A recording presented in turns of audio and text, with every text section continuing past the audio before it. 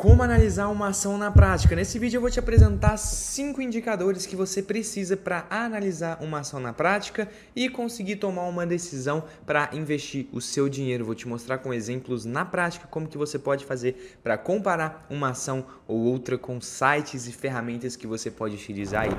Se você não me conhece, meu nome é Bruno Rabelo e eu invisto desde os meus 14 anos de idade e eu fiquei muito tempo tentando aprender como analisar uma ação sem muito tempo, sabe? Sem precisar chegar lá e ficar horas e horas do meu dia ficar para analisar uma ação, para analisar uma empresa, buscar balanço. Eu sei que isso é muito importante, mas a maioria das pessoas não tem esse tempo. Então eu quero te ensinar a analisar uma ação de uma maneira mais tranquila, mais simples. Claro que você não vai aprofundar tanto no balanço de uma empresa, mas eu vou te mostrar como que você faz para analisar uma ação.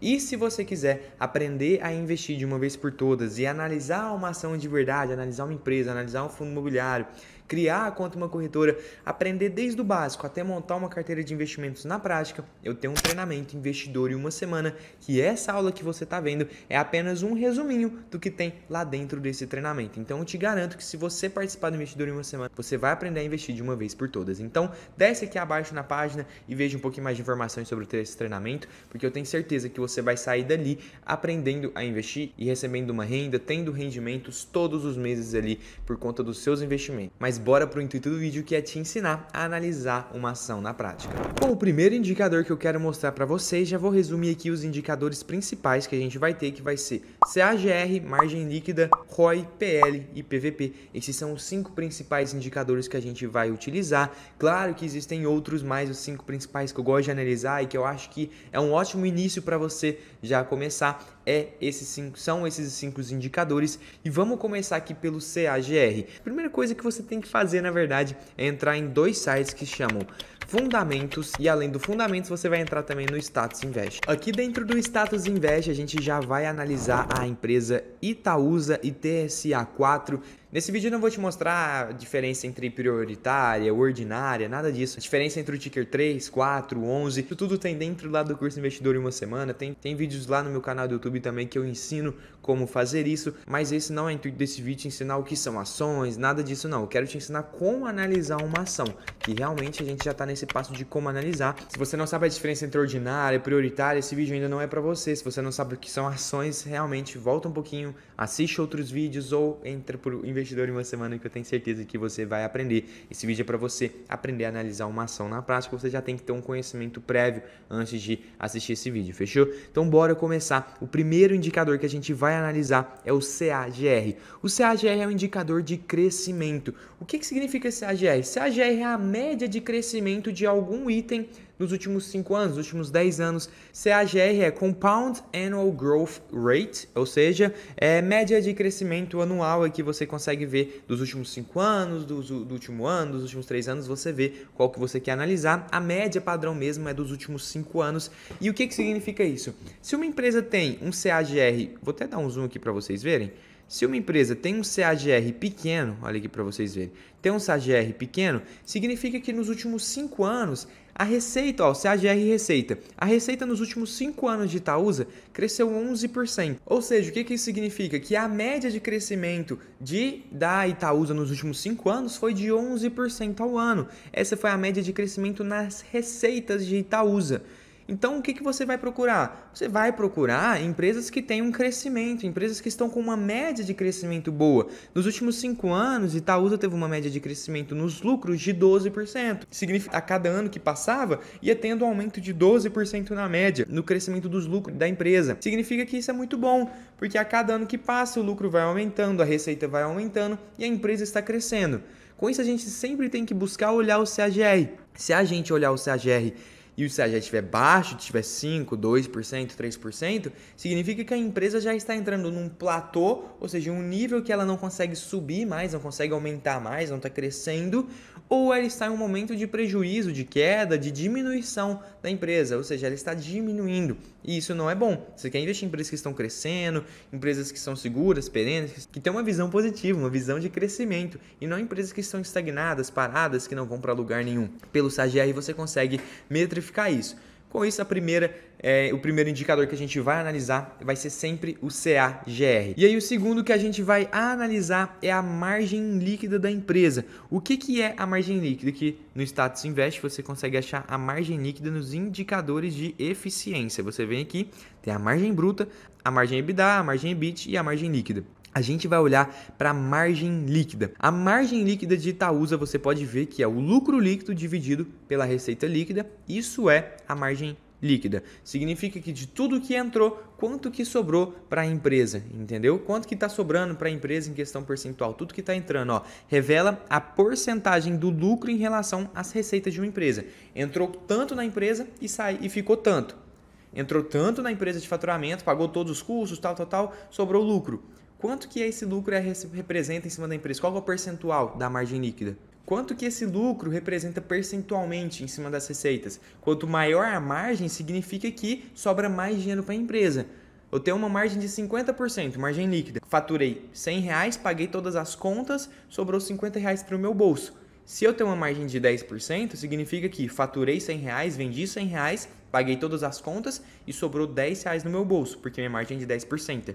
A margem líquida ela sempre tem que ser o mais alto possível. Quanto maior a sua margem líquida, melhor. E a margem líquida de Itaúsa está muito alta realmente. Não é dessa maneira a margem líquida dela, são momentos esporádicos que aconteceu, mas está bem alta mesmo e é um ótimo indicador você analisar com a margem líquida. Se a margem líquida for baixa, de 5%, de 10%, significa que uma empresa tem que vender muito para sobrar algum dinheiro na mão dela. Se a empresa vender pouquinho, vai sobrar muito pouquinho, se a margem dela for baixa. Agora, com uma margem alta, se a empresa vender pouco, às vezes pode sobrar muito na mão dela, porque a margem é muito alta, ela sobra muito dinheiro, os custos das empresas estão baixos, ou ela ganha muito dinheiro com o produto é muito barato para ser produzido, o serviço que ela presta custa pouco e ela cobra muito por isso e sobra mais dinheiro para ela. Com isso, a margem é um dos indicadores muito importantes para você medir a eficiência da empresa.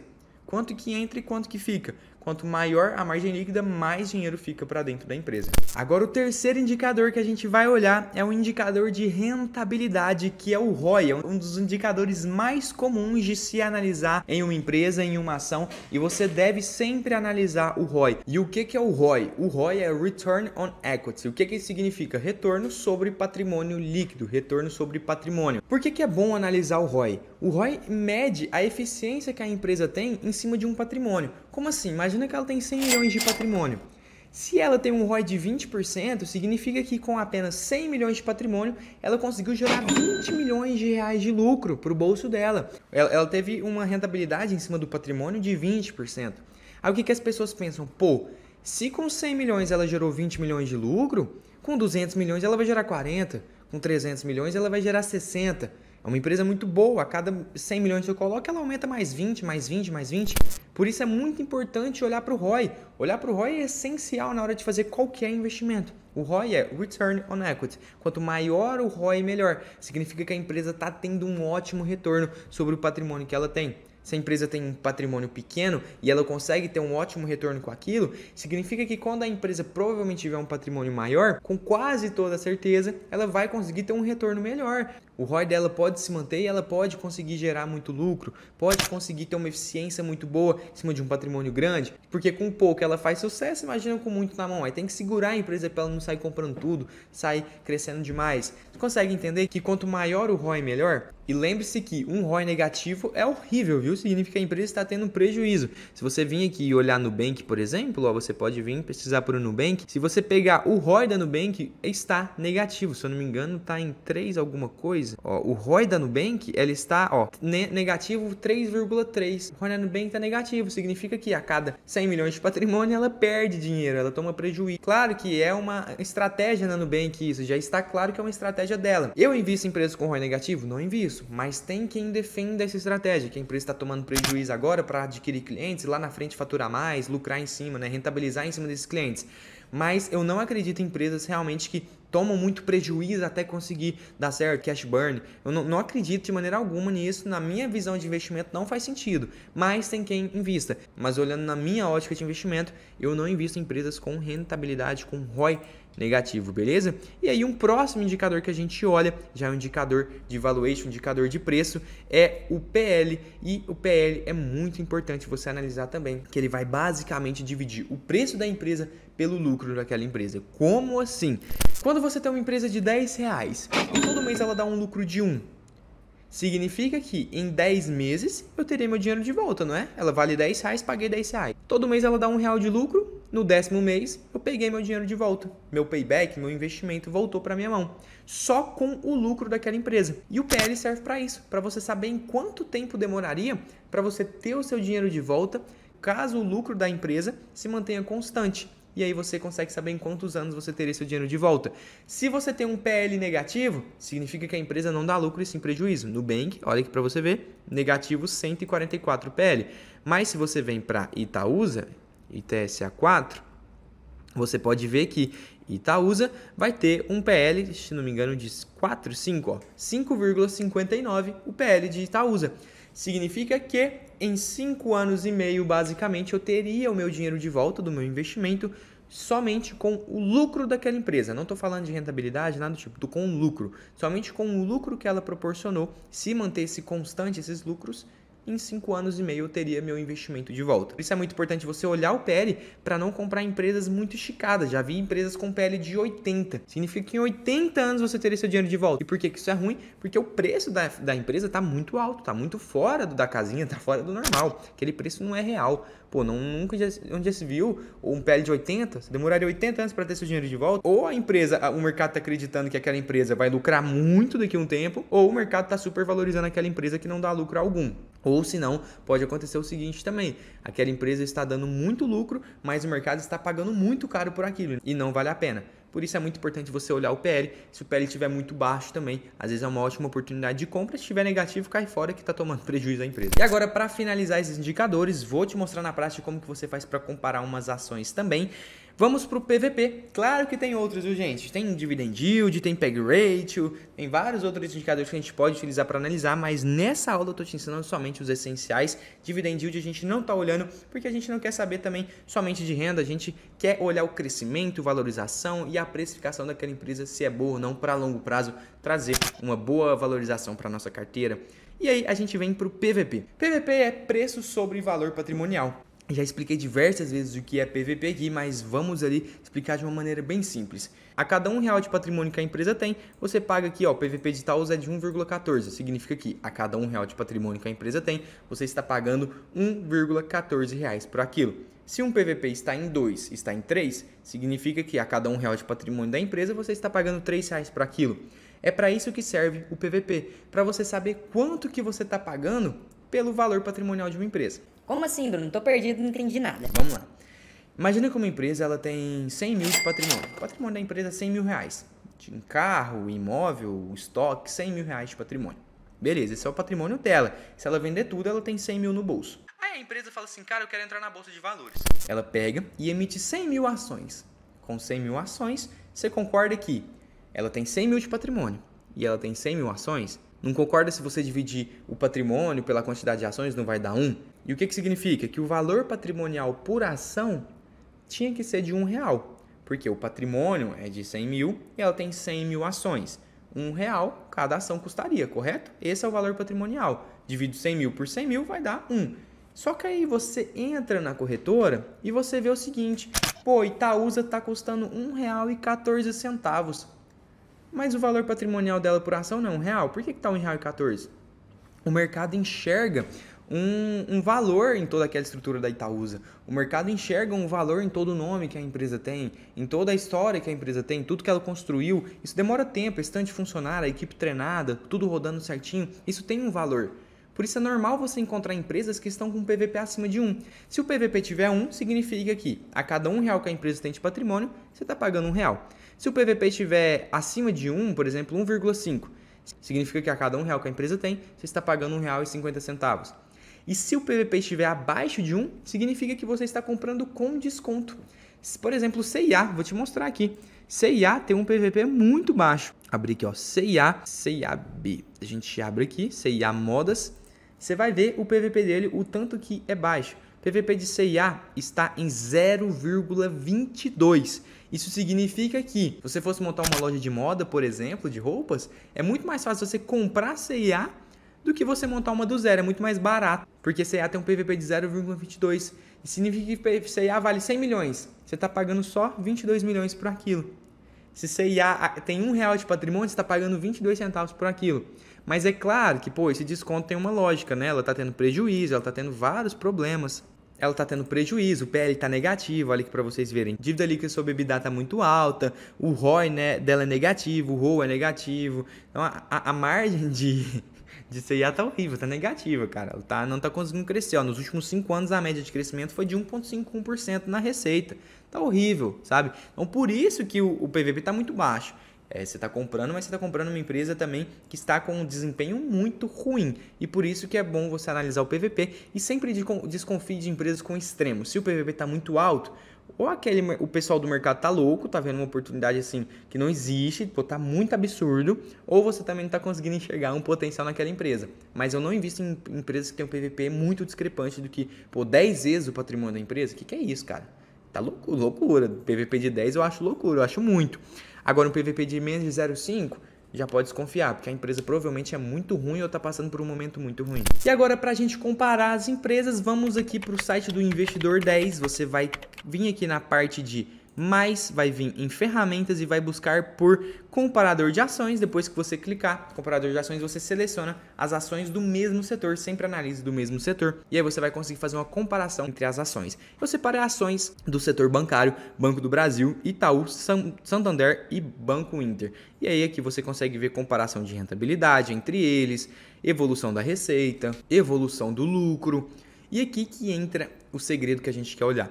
Comparador dos indicadores. Você vai clicar em filtros e vai selecionar somente aqueles indicadores que a gente utiliza e vai clicar em filtrar.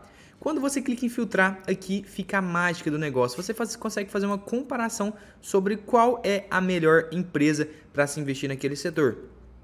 Eu coloquei PL, PVP, Dividend Yield, margem líquida, ROI e ROIC. Na verdade, eu vou até tirar o ROIC, não pode utilizar ROIC para questão bancária. Vamos lá, PL.